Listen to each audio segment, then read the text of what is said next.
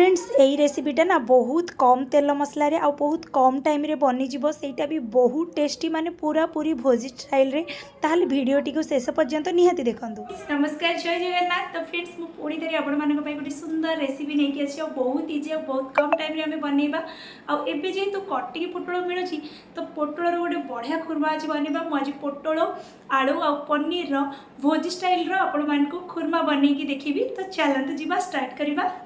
Friends मुझे कटिकी पोटल आलू आउ पनीर नहीं आउ एबे आमे छोट छोट करी काटिदेव। फास्ट मुझे कटिकी पोटल को टिके भल भाव में चांची दूची आपड़ चाहिए छुरी कि पनी साहाय्य चांची पारे जहाँद्वारा कि टिके सॉफ्ट हम आ भल भाव में सीझीज। देखो मुझे राउंड सेप्रे काटुची आपड़ चाहिए गोटा पोटल भी करेंगे आ नचेत चारि फाड़ केवल करेंगे एमती सबगुड़ा कटिकी पोटल काटिकी मुझे साइड कर रखीदी।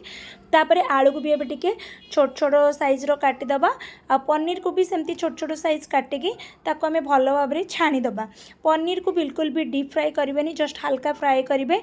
देखंतु एमती ही फ्राए करेंगे बेसी फ्राए कले ना पनीर गुड़ाक हार्ड होपर मुझे नहीं चारमगज आउ पोस्त ता सहित किसी काजू नहीं तापर गोटे कंचा लंका देकी ताको भी भल भाव में ग्राइंड करदबा। देखो एमती पूरा भल भाव में फाइन पेस्ट हवा दरकार तार कलर ऑटोमेटिक व्हाइट होपर ये गोटे कड़ई नबा। कड़ई गरम है मु 2 ରୁ 3 स्पून तेल देइची तापर अल्प टिके जीरा देइची एटी गोटा मसला पकई देइची दालचीनी अलैच आ ता सहित अनासी फूल आपण मैंने चाहिए तेजपत्र भी पकई पारे। तापर गोटे पियाज को छोट छोट काटिक मुझे भल भाव में फ्राए कर नहीं आपर ये बड़ 1.5 स्पून पाखापाखि मुझे नहीं अदा रसुण पेस्ट ताको आम भल भाव में टिके फ्राए करदबा। देखो भल भाव में मसला फ्राए होगा गोटे बड़ टमाटो को काटिकी रखी ताको पकई नेली तापर स्वाद अनुसार लुण पकई नबा हलदी गुंड आउ लंका गुंड तापर जीरा गुंड धनिया गुंड पकईकी आउ टिके अल्प टिके आमे करी पाउडर जेकोसी करी पाउडर आपड़ टिके पकई नेबे। और जदि आपण माने चिकेन मसला पकाउछन ना आउरी बढ़िया टेस्ट लागिबो। तापर अल्प टिके पानी देकी मु भल भाव में कषी देबी।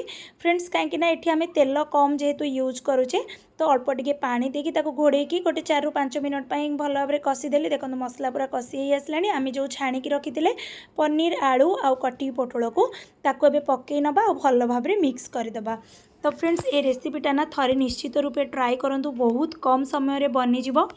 देखो मसला भी बढ़िया भाव में मिसीगला मुझे 5 ରୁ 7 मिनट पर्यंत कुक हवा छाड़ देती आउ बढ़िया भाव में कषी हो देखिपे तेल पूरा छाड़ी जापर ना एठी जो बाटिकी रखी आम काजू चारमगज आउ पोस्त ताकू देदेबा आ मो ग्राइंडिंग जार अल्प टिके पानी देकी ताकू ऐड कर देछि। एबे भल भाव में टिके मिक्स करदेबा माने जो आमर ये पेस्टा को आलू कटिकी पोटल आउ पनीर सहित देखो केते बढ़िया भाव में हो जाइए। आउ तापरे मुझे गोटे छोट कप पाखा माने गरम पानी सब बेले ना तरकारी हो डाली हो जेकोसी जिनस ना जदि गरम पानी ऐड करुँच ताले टेस्टा बहुत बढ़िया रहिबो। देखो केते बढ़िया तार कलर पळै आसलानी आ लास्ट रे मुझे गरम मसला पकई नहीं तापरे किछि कस्तूरी मेथी ऐड कर देइछि। आउ एबे ना फ्रेंड्स मु गोटे 5 ରୁ 7 मिनट पर्यंत कवर करके ताको छाड़ी देबी। तापरे कवर खोलिकी देखो जे बहुत बढ़िया भाव में हमर रेडी हो जाइछि। निहाती रूप से ट्राए करेंगे आ मते कमेंट रे निश्चय जनइबे जे आपनको केमती लागुछि। मते तो बहुत बढ़िया लागुछि पूरा पूरी भोजी स्टाइल रो आपण माने बिलीव भी करिवेनी एते टेस्टी आउ एते कम टाइम भितर बनी जाउछि। बहुत टेस्टी थिला। होप कि आपण माननको ए रेसिपीटा बहुत भल लागिबो। जदि भल लागुछि ताले मते कमेंट्स रे निहाती रूपे जनइबे।